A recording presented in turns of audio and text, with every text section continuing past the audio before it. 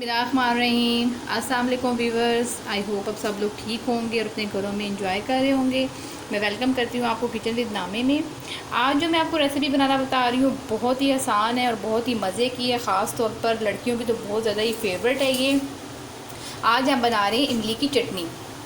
ये सब भी इसको खाना बहुत पसंद करते हैं, पकौड़ों के साथ, समोसों के साथ, रोल के साथ आप इसको खाना पसंद करेंगे। और ये बहुत ही आसानी से तैयार हो जाती है। सिंपल से इंग्रेडिएंट के साथ मैं आपको बनाना बता रही हूँ। सबसे पहले आप इंग्रेडिएंट्स नोट कर लें चटनी के जो हमने बनानी है। उसके लिए आपको चाहिए होगी 1 पाव इमली, 1 पाव आपको चाहिए होगा गुड़।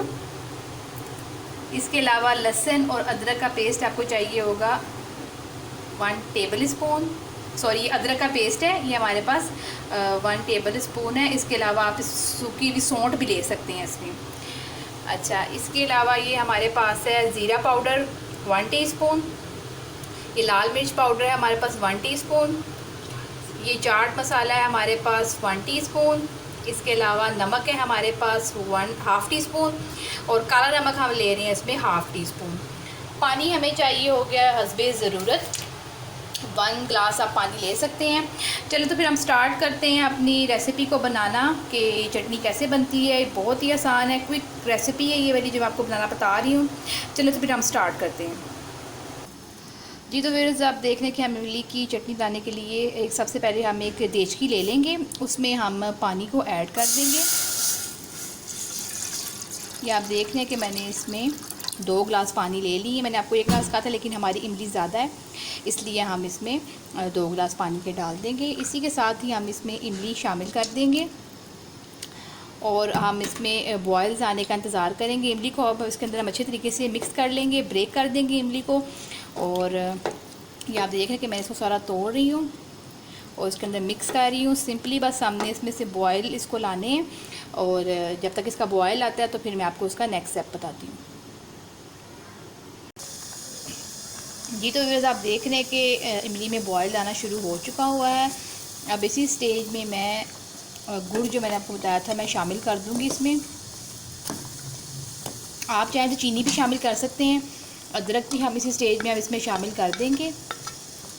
अगर आप पास गुड़ नहीं है तो कोई मसला नहीं है, आप इसमें चीनी भी शामिल कर सकते हैं। अब हम इसको गुड़ को हम जब हमारा गुड़ अच्छे तरीके से मेल्ट हो जाएगा और फिर मैं आपको नेक्स्ट स्टेप बताती हूँ। अभी मैंने इसमें गुड़ ऐड किया है। अब मैं गुड़ को अच्छे तरीके से इसमें मेल्ट कर दूँगी ताकि इसका जो पानी है वो गुड़ उसके साथ मिक्स हो जाए अच्छे तरीके से। जी तो जैसे कि आप देख रहे हैं कि हमारा गुड़ है वो अच्छे तरीके से मेल्ट हो चुका हुआ है हमारी इमली के मिक्सचर में। अब हम जो हमारे पास सारा जो ड्राई पाउडर मसाला था वो हम इसी दौरान इसमें ऐड कर देंगे और तकरीबन इसको हम 5 मिनट पकाएंगे ताकि हमारी जो इमली की चटनी है वो अच्छे तरीके से चटनी की फॉर्म में आ जाए, मतलब गाढ़ी हो जाए। तो इसके लिए हमें 5 मिनट दरकार होंगे। हमने तेज़ आंच पर इसको, जैसे कि आप देख रहे हैं बॉयल्स आ रहे हैं, इसको रखना है और इसको सुखा लेना है। फिर जब ये हमारी इमली अच्छे तरीके से सूख जाएगी, मतलब इसकी चटनी बन जाएगी, तो फिर मैं आपको उसको फाइनल लुक दिखाऊंगी, उसकी डिश आउट करके मैं आपको बताऊंगी। जी तो व्यूअर्स, आप देख सकते हैं कि हमारी जो इमली की चटनी है वो बिल्कुल तैयार है। मैंने कहा मैं आपको उसकी कंसिस्टेंसी बता दूं कि आपने इसको कितना लिक्विडी रखना है। ये आप देख रहे हैं कि कितनी गाढ़ी हो चुकी है। पानी इसका तकरीबन गुड़ का भी और जो इमली का पानी था वो भी अच्छे तरीके से खुश्क हो चुका हुआ है। अब हम सिंपली इसको डिश आउट करेंगे और फिर मैं आपको बताती हूँ उसकी फ़ाइनल लुक कैसी आई है।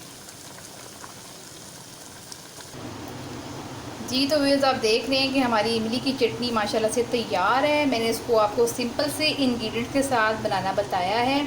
आई होप आपको ये पसंद आएगी मेरी रेसिपी। जैसे कि मैंने आपको पहले भी मेंशन किया है कि आप इसको समोसों, पकौड़ों, रोल्स के साथ आसानी इसको खा सकते हैं। आप दही भल्लों के साथ, गोलगप्पों के साथ आप इसको इस्तेमाल कर सकते हैं। ये बहुत ही मज़े की बनती है और ये हाजमे के लिए भी बहुत ज़्यादा अच्छी है।